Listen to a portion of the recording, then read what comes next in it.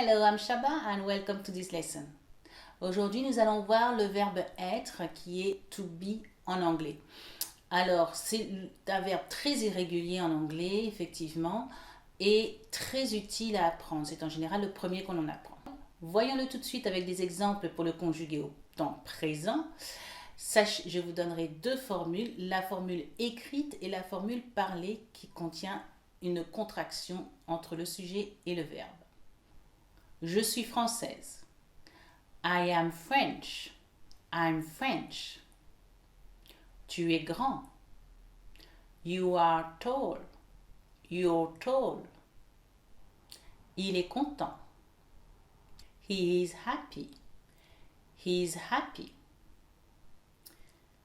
Elle est triste. She's sad. She's sad. Il pleut. It is raining. It's raining. Nous sommes amis. We are friends. We're friends. Vous êtes magnifique. You are beautiful. You're beautiful. Ils sont ou elles sont perdus. They are lost. They are lost. Donc maintenant que nous avons vu cette conjugaison au présent simple, voyons comment utiliser le verbe to be. La première utilisation, c'est le verbe to be suivi d'un adjectif, ce qui remplace en français le verbe avoir suivi d'un nom. Donc par exemple, en français, on va dire j'ai faim, j'ai soif, j'ai peur ou encore j'ai de la chance. C'est le verbe avoir. Maintenant, en anglais, on utilisera le verbe être, to be, suivi de l'adjectif correspondant à ce nom. Ce qui va donner I'm hungry. I'm thirsty. I'm afraid. I'm lucky. Une autre utilisation du verbe to be est pour les mesures, c'est-à-dire la taille, le poids, l'âge, la longueur, la distance, etc. Donc voyons ça avec des exemples. Il a 20 ans. He is 20 years old. He is 20 years old.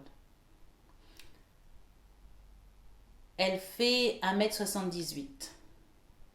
She is 1,78 m tall. She is 1,78 m tall. Cette pièce fait 3 mètres de long.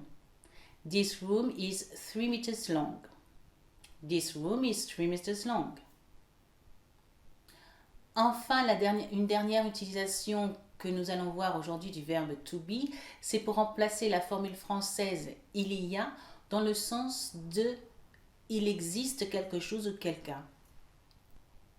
En anglais, on va dire there is ou there are. L'accord se fera avec ce qui suit le verbe. Donc, si ce qui suit est singulier, ce sera there is. Si ce qui suit est pluriel, ce sera there are. Par exemple, il y a une mouche dans ma soupe. There is a fly in my soup. There's a fly in my soup. Ou encore, il y a des embouteillages partout. There are traffic jams everywhere. There are traffic jams everywhere. Voilà, j'espère que cette petite leçon sur le verbe to be vous a plu. Si vous avez des questions, n'hésitez pas de les mettre dans les commentaires et je vous dis à très bientôt avec une nouvelle vidéo. See you soon. Bye bye.